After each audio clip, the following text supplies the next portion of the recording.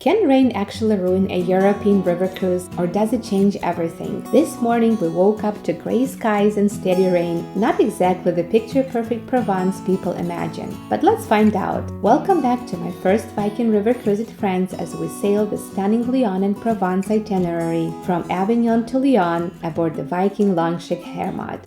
Well, today we're going to find out together. This is day 5, and if you've been following along, you know that every single day on this river has offered something completely different. Hi, I'm Oksana with Signature Travel Channel, and if you enjoy discovering beautiful places in Europe, learning about river cruises, and seeing what river cruise is really like, don't forget to subscribe because I'm sharing this entire journey day by day. We had been docked in Tournon-sur-Rhône since the night before. After breakfast, we made our way down the gangway at 9 a.m. for our morning excursion. And right there, just a couple of steps from the ship, a fleet of very comfortable, very modern coaches was already waiting for us. Now, some excursions of Viking River Cruise are walking tours, like the ones I showed you in Arles, Viviers, and Avignon. But today was a bus day, and honestly, I actually enjoy these short bus rides. It gives you a different perspective of the area. You start to see how people live beyond the river, and it was about a 10-minute ride this time. We stepped off the bus and something hit me immediately. Before I even fully processed where I was, the smell of the coal smoke, the low hiss of steam pressure building somewhere nearby. We have arrived at the station of the Train de l'Ardèche, one of the last operating historic steam railways in all of France, a journey back in time. Most passengers ducked inside the souvenir shop to wait out the drizzle. It's a nice shop, books, local products, chocolates, but I actually went outside because outside is where all the action was. I watched the crew getting Locomotive ready,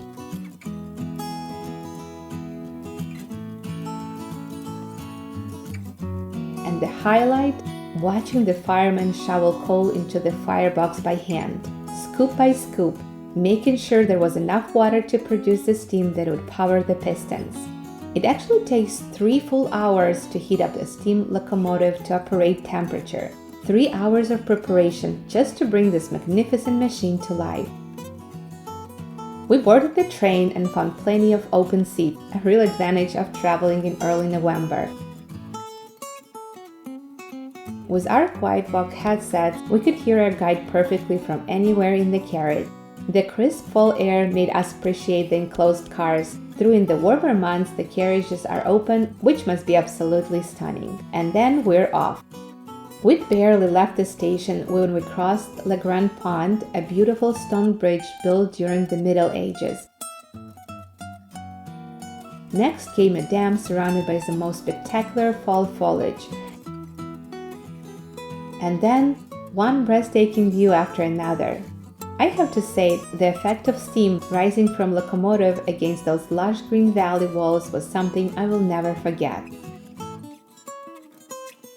The trek follows the Doubs River, about 43 miles long. A tributary of the Rhône carves a deep, narrow gorge through this landscape. There are no roads, it's the entire conservation zone. None. Everything you're seeing from that window, every cliff, every canyon, every waterfall is completely inaccessible by car. The only way to see it is from this train, and that's what it makes it so special. Let's talk about the Train de l'Ardèche, because the story behind this railway is remarkable as the ride itself, and understanding it makes every mile more meaningful. It's a narrow gauge railway, what engineers call meter gauge, just over 3 feet between the rails, and it runs 20 miles through Ardèche Gorge. Now look at the terrain around you and ask yourself, how did anyone build a railroad through this? The answer is 1,000 workers from 1888 to 1891 with picks, axes, shovels, and just enough dynamite to move what muscles couldn't, just human determination and the backs of men and donkeys working side by side. The result was 231 separate engineering achievements packed into 20 miles. The track navigates 164 curves, 52 of them so tight that the standard train simply couldn't negotiate them, which is exactly why the locomotive they designed for this line is so special. The line officially opened in 1981, carrying passengers, timber, agriculture goods, and mail through one of the most remote corners of the southern France. This wasn't a luxury railway, it was a lifeline. Let me tell you about the star of the show, the Mallet 403. Built in 1903, this train was engineered specifically for this railway. It's an articulated design, meaning the front set of driving wheels can pivot independently from the rear, which is exactly what allows it to flex through those impossible tight curves in the gorge. Under that boiler, 820 gallons of water, and on a single run from Tournon to La Mastre, this 200-ton machine will burn through roughly a ton of coal and consume about 1,600 gallons of water. The carriage we're riding in are from the same era. Original wooden bench seating, no padding, built for function, not comfort. Sitting in them, you're not just observing history, you're physically inside it. And yes, after an hour or so, you will have a depreciation for heated seat cushions. Consider that your reminder of how far we've come. These locomotives are officially classified as French historical monuments. So what we're riding today is essentially a 122-year-old living museum. They've been completely restored in their original railway workshops and they still run. I was actually able to stand outside between the carriages and film the views. The fall colors, all those golds and yellows were absolutely gorgeous. Along the way, a few moments stood out for me. We passed the 45th parallel marker, exact midpoint between the equator and the North Pole. We passed a bridge built by prisoners of World War I, and we passed what's called the Bridge of Sighs, a spot where the gradient of track finally levels off. The fireman could breathe a sigh of relief here because he no longer needed to shovel coal as furiously into the firebox. At the end of the line, the entire train empties out. Everyone steps onto the platform while Locomotive is detached from the carriage and maneuvered onto a turntable. A turntable is a rotating platform, and in less than a minute, two men actually rotate this 180-ton locomotive 180 degrees. With precision was experience and with what looked like almost effortless skill. We had a few minutes to walk around and take it all in.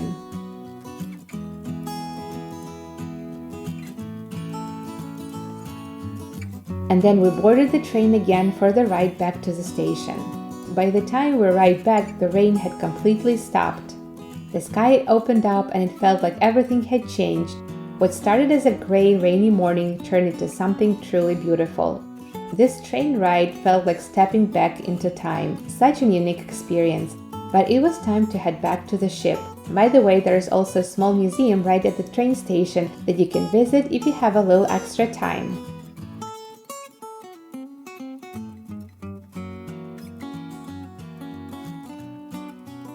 The bus ride home back was just 10 minutes through a quiet, lovely countryside.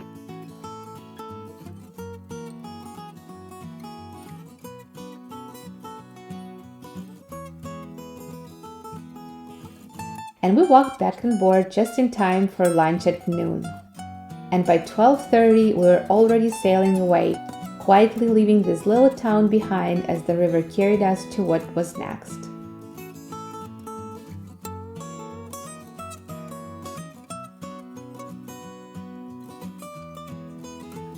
I sat down with a warm bowl of soup, a view of riverbank sliding past, and I let myself just think about this morning.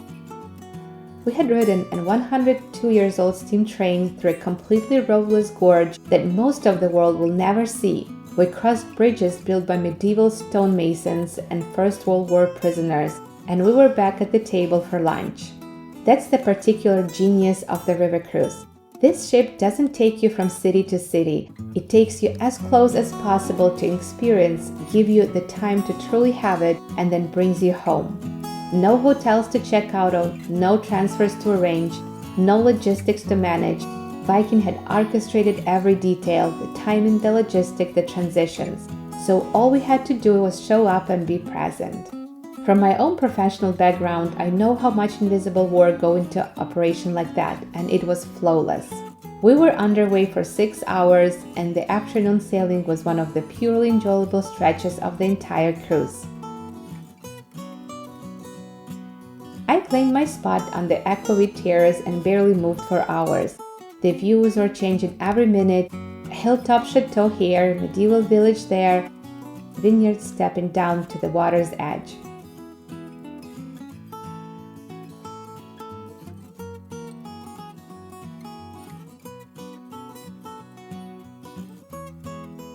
At one point, a full rainbow appeared over the river. We passed under bridges so closely that it looked like a matter of inches between the top of the ship and the stone above us.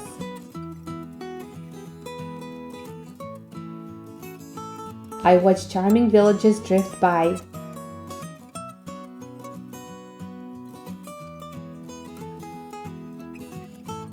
I chatted with fellow passengers who came up to enjoy the views, especially when we were navigating the locks, which are endlessly fascinating to watch. I also got a little work done. The internet worked great out on the terrace. Some people stayed outside, soaking in the views. Some even had binoculars, which was a great idea. Others were inside in the lounge, relaxing or reading. And some went back to the cabins for a nap. And that's what I love about river cruising. Everyone finds their own pace.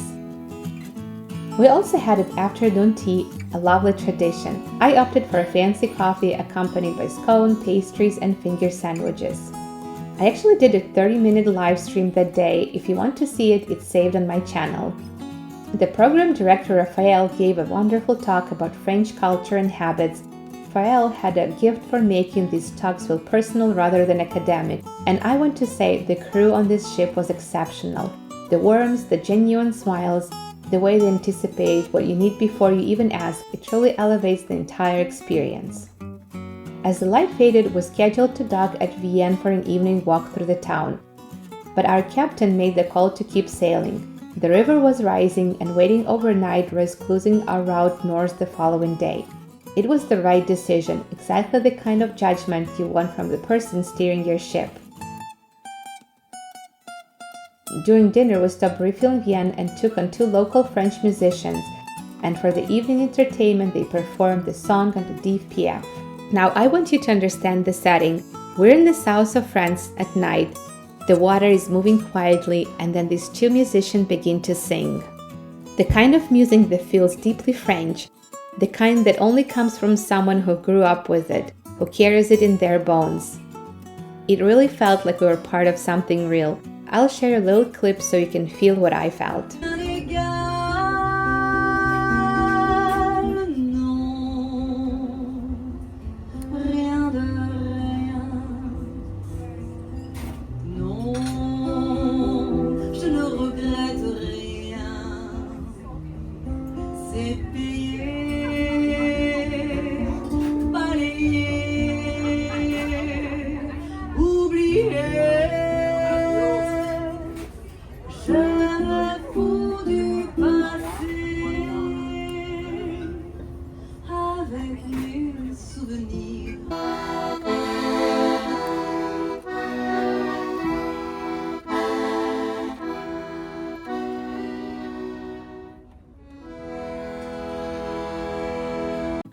Around 10 p.m. we docked in Lyon, pulling up alongside another Viking ship. Day 5 came quietly to a close. You know, people ask me all the time, why take a river cruise? Why not just rent a car and drive yourself? And days like today are my answer. Because when the logistics disappear, when someone else is handling the timing, the transfers, the meals, the docking, what's left is pure experience. You're not managing a trip, you're actually living one. And here's the thing about that rainy morning. If I had been the one driving, finding parking, reading a map, figuring out where to go next, it could have easily ruined everything. Instead, I was there, watching a fireman shovel coal in the drizzle and thinking, how amazing is this? Now, when it comes to weather, we can't control it, but when you're prepared, rain is not a problem at all. Especially if you're traveling in the fall, I highly recommend bringing a lightweight rain jacket. Viking actually provides beautiful red umbrellas on board, great quality, but they're a little bit bulky, so I also keep a small compact travel umbrella in my bag. 20 miles of trek, 122 years of history, 2 men turning 200 tons of iron by hand in under a minute, and somehow we made it back in time for soup. Never underestimate a well-organized morning or a little rain that turns out to be a great part of the story. If you're considering a river cruise, I hope this day shows you just how much is possible when everything is taken care of for you. God bless you, and I'll see you on a day 6.